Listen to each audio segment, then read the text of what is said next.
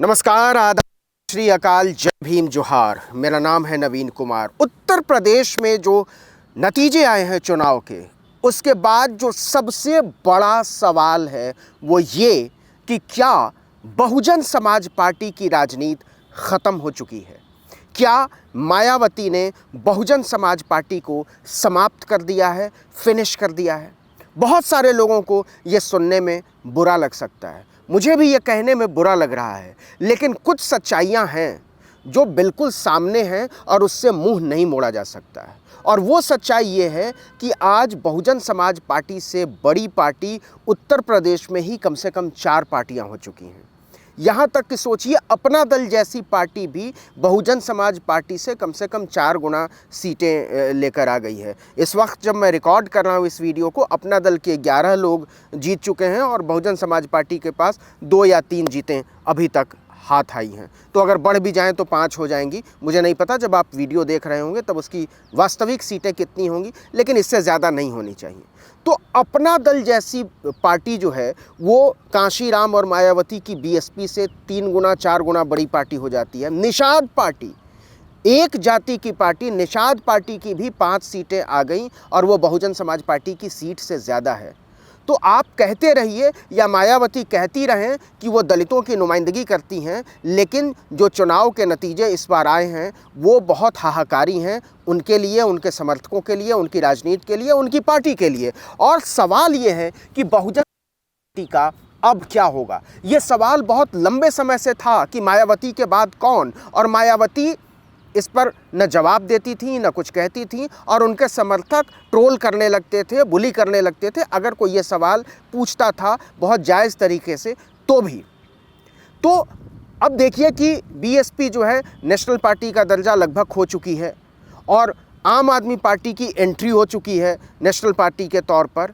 तो सवाल ये है कि जो दलित राजनीति है अब उसकी नुमाइंदगी कर कौन रहा है, वो वोट जा कहाँ रहा है, उस पर दावेदारी किसकी है, और आने वाले दिनों में बहुजन राजनीति का क्या होने जा रहा है, ये बड़ा सवाल है और इससे नज़र नहीं चुराया जा सकता, नहीं चुराया जाना चाहिए। अब देखिए कि मायावती ने सिलसिलेवार तरीके से गलतियां की, और आप मानिए या ना मानिए, लेकिन कांशीराम जी के निधन के बाद से मायावती राजनीति खोती चली गई। उन्होंने बहुजन से सर्वजन पर जिस तरीके से शिफ्ट किया है वो बहुजन समाज पार्टी के अंत की शुरुआत थी।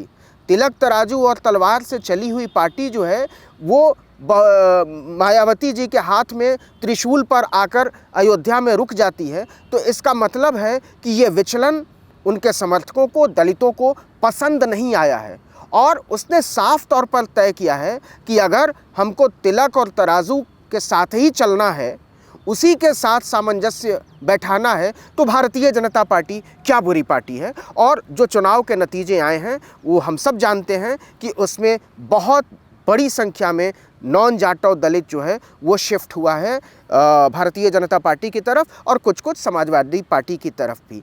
तो बहुजन समाज पार्टी अब नाम भले रह गया है, लेकिन सच ये है कि बहुजनों की नुमाइंदगी अब कुछ बीजेपी करने लगी है, समाजवादी पार्टी करने लगी है, और सबसे कम हिस्सा बहुजनों की नुमाइंदगी का अब बहुजन समाज पार्टी के पास रह गया है, मायावती के पास रह गया है। देखिए कि धीरे धीरे सारे नेता उनको छोड़कर चलते चले गए।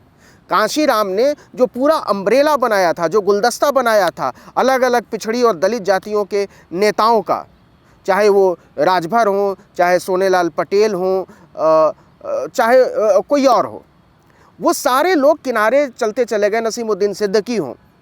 लेकिन मायावती को ये लगता रहा कि दलित उनके पीछे चलते रहेंगे, वो जाएंगे कहाँ। नतीजा वो 32% से 22% पर आई, और अब 22% से 13-14% पर रह गई हैं। तो 13-14% वोट बैंक के आधार पर आप ये दावा नहीं कर सकते कि आप दलितों की नुमाइंदगी करते हैं और आप उनके सबसे बड़े नेता हैं। मायावती दलितों की सबसे बड़ी नेता थीं। मायावती अब दलितों की सबसे बड़ी नेता नहीं है, क्योंकि उनके नाम पर दलित पीछे पीछे नहीं जा रहे हैं। उनका ज़्यादा भरोसा उस वैचारिकी में है जो भारतीय जनता पार्टी ने वीव किया या जो समाजवादी पार्टी ने वीव किया या जो कुछ कांग्रेस पार्टी ने वीव किया, आप 3 विधानसभा की सीटों के दम पर आप दलितों की नुमाइंदगी का या किसी भी राजनीति की दावेदारी नहीं कर सकते। आप ये नहीं कह सकते कि सारी मनुवादी ताकतें हमारे खिलाफ आ गईं इसलिए हमारा ये हाल हुआ। आप 4 बार मुख्यमंत्री रही हैं, ये कम से कम बीएसपी 4 बार सत्ता का हिस्सा रही है और उत्तर प्रदेश की सबसे बड़ी राजनीतिक ताकत रही है।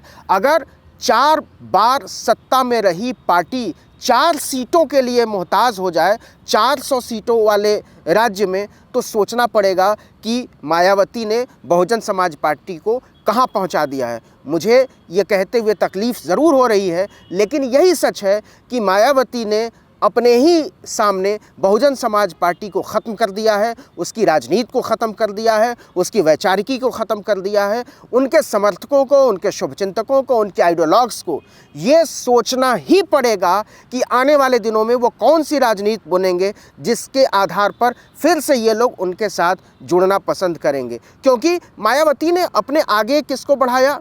वो आकाश आनंद हैं, उनके भतीजे हैं। आप आकाश आनंद को कभी आपने मोर्चे पर देखा, लोगों के बीच जाते देखा, कोई भाषण देते देखा?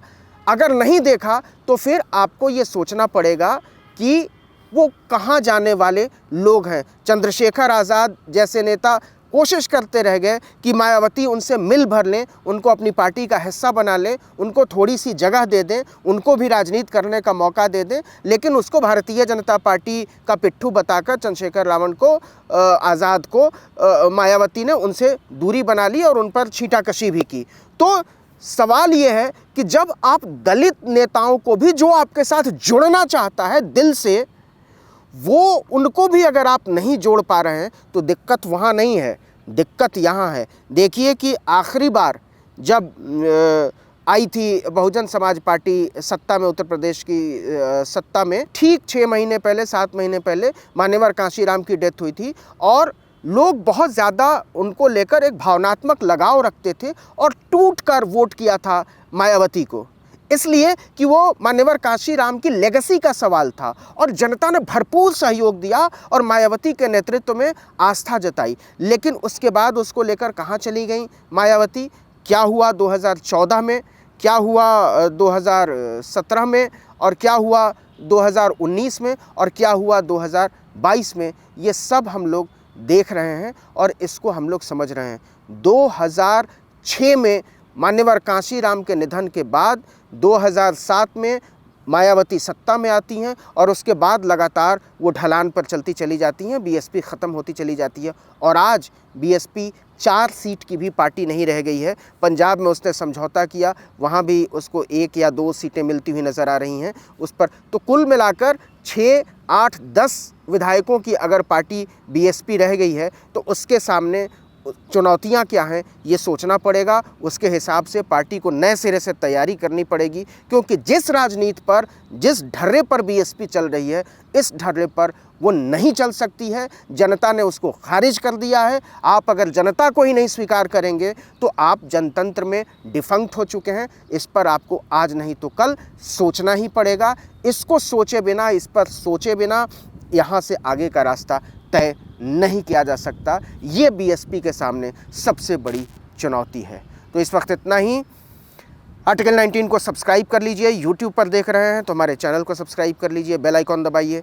फेसबुक पर देख रहे हैं तो हमारे पेज को लाइक कर लीजिए वीडियो देखने के बाद, और इंस्टाग्राम पर देख रहे हैं तो फॉलो कर लीजिए। हमारा ट्विटर हैंडल है article19_India। नमस्कार।